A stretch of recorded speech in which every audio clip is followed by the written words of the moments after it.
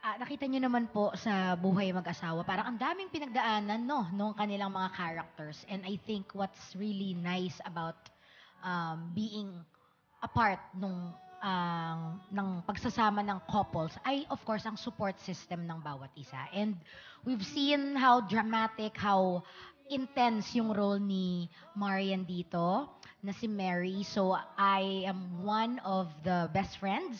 Support system kumbaga. Hindi ba sa pelikula na maraming nangyari sa buhay ng main characters, kailangan ng pag-aangklahan, makikipagtawanan. So ayun po, masaya po ako nakasama ako dun sa pool of ano ba, counsel or puro laughter, I think. Yun po. Thank you. Thank you, Via. I'll be playing Bridget po. Bridget. Okay, thank you, Via. Joros, ikaw naman? Ako pala rito si Lucio. Lucio Tam. Ano ni Totoo ba Jeffrey Tam? yun? Ano ni Jeffrey Tam pinsan? Inano lang namin eh. Kaopisina ako rito ni Dong. And, Okay. Ayun, boss namin, si Tito. Pero, ayun nga, share ko na lang din dahil ito yung napag-usapan namin kanina. Ito kasing palabas na to talagang lahat tayo meron tayong rewind na gustong mangyari kumbaga, at least once in our life, meron tayong gustong baguhin. Pero, this makes you realize na wala tayong ganong opportunity. Meron lang tayo, nabanggit ko nga kanina, pause. Kumbaga, to look at our situation and our circumstances. Kumbaga, in a bird's point of view. So, yun yung magiging epekto sa inyo ng palabas na to. Kaya, dapat, ito unahin ninyo talagang panoorin. Ngayong pampamilya talaga. Dadalhin nyo rito yung mga magulang nyo, mga lolo nyo. Basta, iyak ako. Thank you, Joros. Pamu, ikaw, what's your role here? Ako po si Hana dito. Katrabaho ko po si Lucio and boss ko po si Sir John. So, part po ako ng office area ni Sir John. And, yes, tama po. Halos na narinig niyo po lahat. Maganda po talaga itong movie na to. Kung kumurot na itong trailer na to sa inyo, nang gilid na yung luha nyo, ano pa yung sa big screen, bagay dito, isama nyo yung magulang nyo, at saka asawa nyo, at saka anak nyo. Lahat meron talagang matututunan. Alright, thank you, Pamu. Chamito, your role, please. Yes, ako po dito si Dennis nung bata, nung lumaki po Denise. Ayun. Ay, totoo ba? Opo. Isa po ako sa Friends. Pwede pa rewind nun? Yes, opo.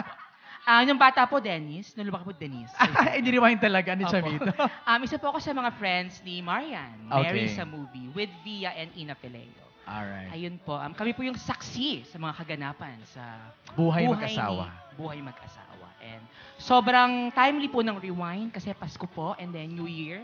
So nag-isip po tayo ng mga pagbabago sa buhay natin kung may i-rewind po tayo. So baka sa panonood po ng movie na ito is maisip po natin kung ano po yung mga dapat baguhin sa ating mga sarili. Wow. Alright, thank you, Chamito. Thank you po. Mary Joy, your role, please. Ayan. Ako naman po dito si Ningning. Ako po yung helper nila, Ate Marian, tsaka nila Dong sa bahay. So, kasama po nila ako Ganda sa mo namang bahay. helper. Tsaka si Jordan, ako po yung kasama doon. Okay. Ayan, kagaya din po ng sabi nila. Ikaw nag-aalaga kayo. Ako po ang nag-aalaga. Opo. Ako po yung, actually, Marites po, hindi lang po Ay, pala totoo kasama. ba? Marites na kasambahay po nila. So, ayun, nasabi na din po nila, grabe po, iba po yung Dong yan. Oh, sino yun? Sorry po, Okay. grabe po talaga sila. Ibang kinakabahan po ako ngayon kasi Oo. hindi ko po talaga ine-expect na Makakatrabaho sa showbiz sila. industry ko po makakatrabaho ko po ang isang Marian Rivera and Ding Dong Dantes. Sobrang iba po sila. Kaya po, sana po ay abangan nyo po yung pinaghirapan po namin na pelikula na talaga pong pag napanood nyo po yung buong film, marami po kayong maitatanong sa sarili nyo. So, maraming salamat po. Alright. Jordan, ikaw naman ang baby boy nila. I played the role po as Austin. Ako po yung anak ni Mary and John po. Sila Tita Marian and Tito Ding Dong po.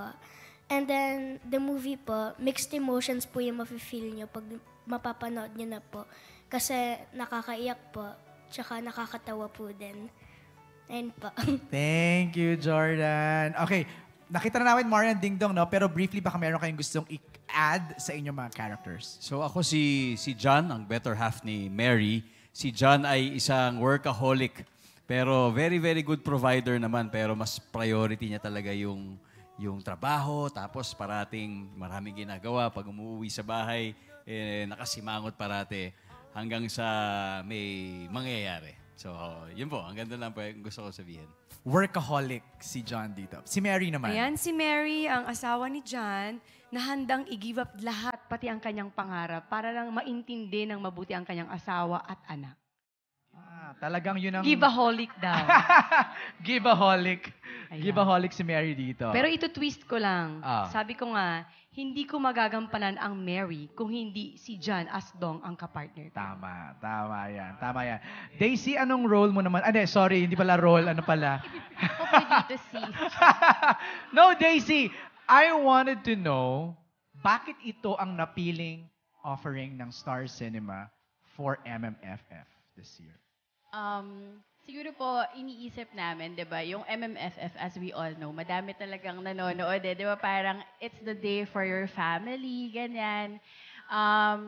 Ito kasing kwento na to, MJ, is gusto namin, marami talagang, hindi lang makanood maraming makakita nitong movie na to. Kasi, personally, ako, nung una ko siyang nabasa, grabe yung, di ba parang us creators, parang we try our best not to be parang involved doon sa material. Hinahatak ka talaga ng material na parang kwento mo rin to at some point. So, ang ganda lang kasi na sa araw ng Pasko, sa araw ng MMFF, parang lahat tayo ibalik doon sa kung saan tayo makaka-relate dito sa movie namin. And also, parang the past years kasi ang gulo talaga ng mundo. So it's a very timely din na material kasi don't we all want to go back to the times na hindi pa ganun kagulo. Parang yun yung comfort and peace na nabibigay nitong material na to. Kaya namin siya sinali. Alright, Daisy. Sir Enrico, bilang writer ng movie ito, anong experience ang mabibigay nito sa mga moviegoers when they watch this? Siguro, dahil lahat naman tayo may pinagdaanan nga natin ng 3 taon, sabi nga ni Daisy, siguro masasabi natin pelikula to para sa may pinagdadaanan. Itatanong mo talaga rito kung ano mga pagkakamali mo at kung binigyan ka ng pagkakataon, itutuwid mo ba ang iyong pagkakamali. So, universal emotion siya, universal feeling. Lahat tayo nagkamali at lahat tayo umaasang may pagkakataon na ma-correct natin ang nagkamali tayo. And that's what people will look for that's what people will see when they watch Rewind. It's a chance to be a better person all for one day. Wow! Ganda ng pagkakaano, no? Alam niyo ba si Sir Enrico ang first boss ko sa ABS? First boss ko yan, si Sir Enrico. Okay, Direk May, ikaw naman, all the way from Sanfo. Direk, kamusta ang experience mo na binubuo itong pelikulang ito? Alam mo, actually, kasi I've read the script, di ba, 3 years ago, bago ng pandemic. So, alam ko na yung kwento, pero habang ginagawa na namin, parang, kumbaga, it was something that was, kumbaga, parang binubuo namin all over again. Even if alam mo na yung kwento, parang, kumbaga, parang we were going by the day.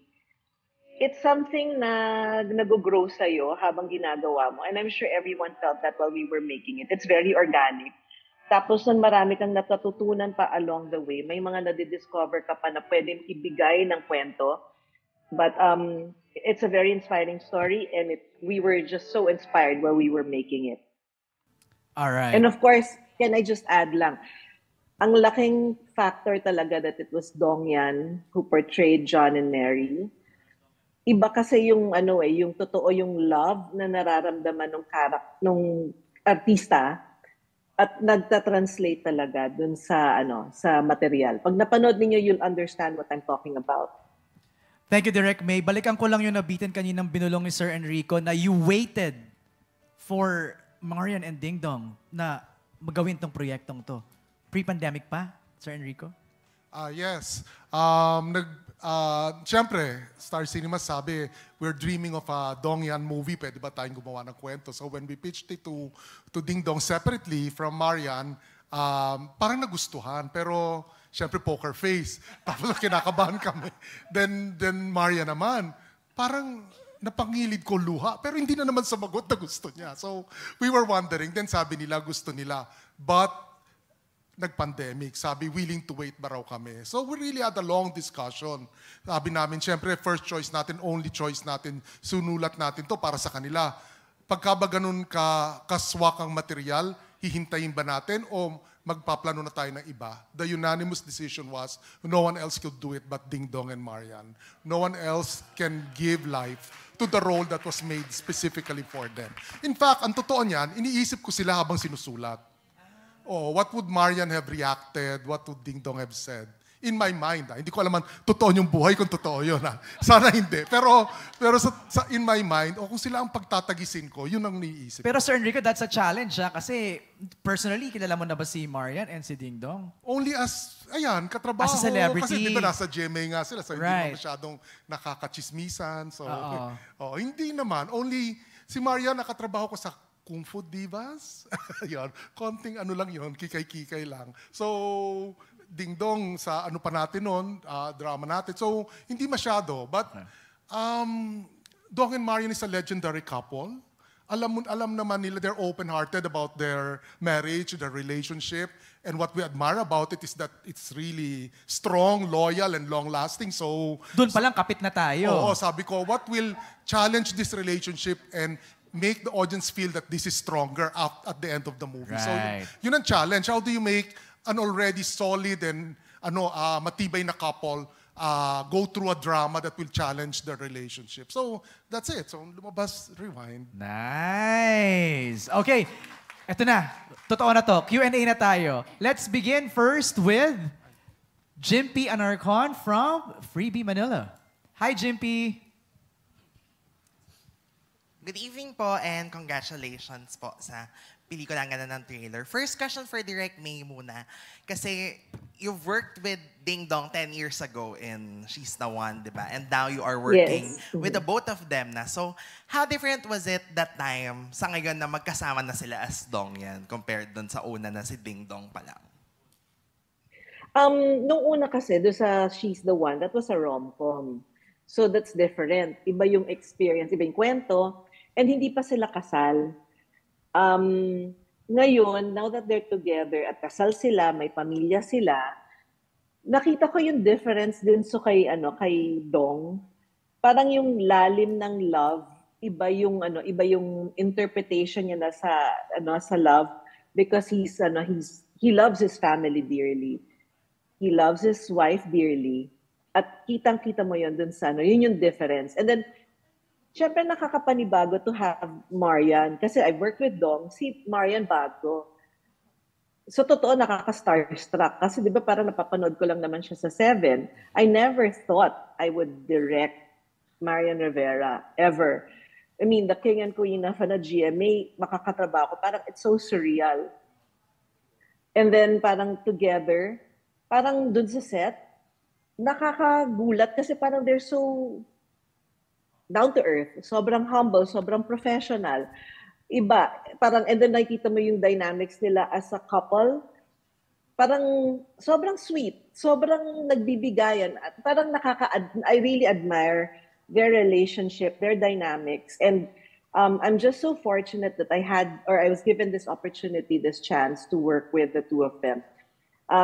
Again, when you watch the movie, there's so much love in their eyes, so much love in their actions na natatranslate. They really gave ibang depth dun sa characters nila.